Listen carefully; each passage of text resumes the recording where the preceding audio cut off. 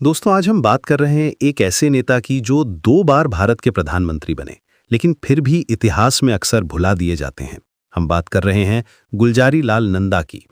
1964 में जब जवाहरलाल नेहरू का निधन हुआ, तब देश एक अनिश्चित दौर में था।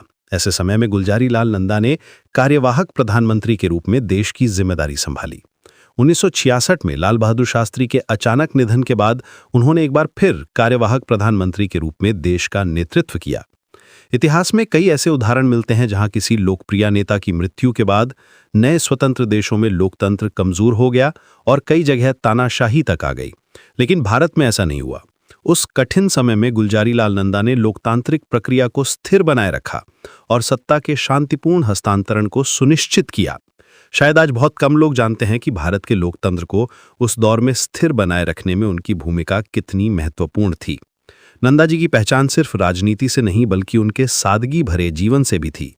वे बेहद ईमानदार और सिद्धांतवादी नेता माने जाते थे, इतना कि लंबे समय तक राजनीति में रहने के बाद भी उन्होंने कोई निजी संपत्ति नहीं बनाई।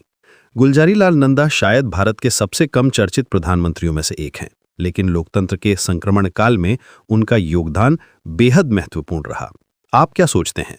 क्या इतिहास में ऐसे नेताओं को और ज्यादा याद किया जाना चाहिए?